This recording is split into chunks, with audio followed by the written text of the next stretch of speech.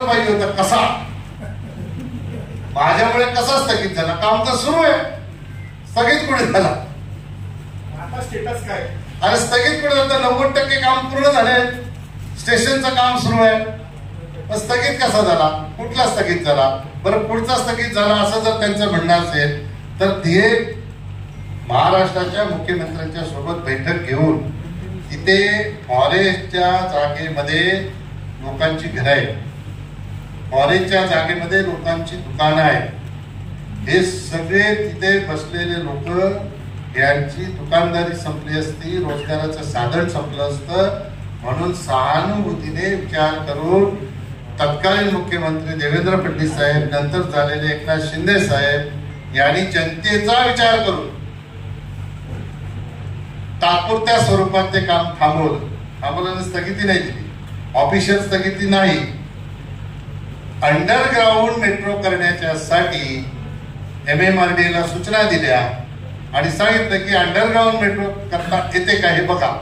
त्याचा खर्च वाढला, पण मला असं वाटतं की आता आमदार महेश चौगुले यांनी काही पत्रकार परिषद घेतली होती आणि त्यांनी सांगितलं की मुख्यमंत्र्यांच्या बैठकीमध्ये याची चर्चा झाली आणि त्या चर्चेमध्ये ही मेट्रो अंडरग्राउंड करण्याच्यासाठी तत्वतः मुख्यमंत्र्यांनी मान्यता दिली. आता ह्याच्या सगळ्या प्रोसेस ज्या पुढच्या आहेत ते मी मगाशी सांगितल्याप्रमाणे त्या होतील. आता हे असं खोटे प्रश्न आणि खोटी उत्तरं देणाऱ्या माणसांना पत्रकारांनीच विचारलं पाहिजे की कसं माझ्यामुळे थांबलंय तर स्थगिती मिळाली, त्याचं उत्तर दिलं पाहिजे ना. आता हे काय झालं, नाचणं अंगण वापरलं तसं झालंय. मी काय केलं नाही आणि केलंय ते आता मी केलंय, माझं काम मीच कसं थांबवणार? त्यांचं असं म्हणणं आहे की गेल्या 10 वर्षात खासदार कपिल पाटील यांनी निवडणुकीसाठी आणि संपूर्ण जिल्ह्यासाठी ग्रामीणसाठी उपयुक्त असलेले स्वर्गीय इंदिरा गांधी रुग्णालयाला जिल्हा रुग्णालयाचा दर्जा देऊ शकलेले नाही. अरे वा, मस्त प्रश्न. इंदिरा गांधी रुग्णालयाला दर्जा देण्याचा काय पद्धत आहे कोणाला माहित आहे का? माहित आहे? तुम्हाला तरी माहिती, पत्रकारांनी कधी माहिती काढली का? असं आहे, एखादं शासकीय रुग्णालय हे 200 पार्टचं जर असेल तर त्याला फक्त कन्वर्ट करायचं असते जिल्हा रुग्णालयात. आपलं IGM हॉस्पिटल आधीच 200 पार्टचं, बरोबर? इथे आता सुप्रिटेंडची पोस्ट आणि त्याला जिल्हा रुग्णालयाचा दर्जा मिळाला की सिव्हिल सर्जनची पोस्ट आणि मग जिल्हा रुग्णालयाचा त्याला फक्त टेक्निकल गोष्ट आहे ती राज्य सरकारच्या माध्यमातून ही गोष्ट करायची. काय पत्र दिलं, मी हे दिलं, त्याने ते तरी दिलं का?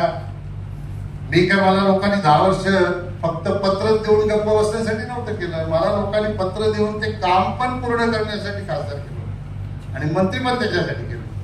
आता मीच ते करून आणणार.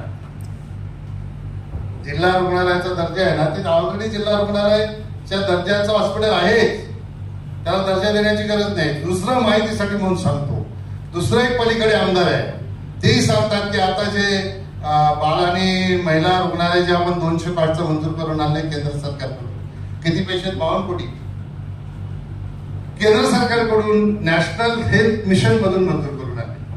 स्पेशल केस म्हणून आपल्या ग्रामीण भागामध्ये 2 आरोग्य केंद्र, अनगाव 3 आरोग्य केंद्र, अनगाव, भिवंडी आणि वाशिम, आणि एक आपला स्टोर रूम आहे याला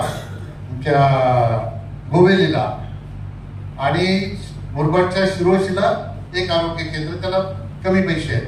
हे 6 कोटी 22 लाख असे नॅशनल हेल्थ मिशन मधून आपण मंजूर करून आणले. मी मंजूर केले, ते भाषण आपण पाहिलं, त्याचं श्रेय कोणाचं नाही. ह्याला मंजूर करण्यामध्ये तत्कालीन आपले देशाचे हेल्थ मिनिस्टर मनसुख मांडविया आणि आपल्या महाराष्ट्राची सुपुत्री राज्यमंत्री भारती पवार या दोघांनी खूप आपल्याला मदत केलेली आहे आणि म्हणून ते स्पेशल केस म्हणून मंजूर झाले. तुम्हाला माहिती म्हणून सांगतो, मी आपल्या राज्याच्या सचिवांना सांगितलं हा प्रपोजल तुम्ही पाठवा.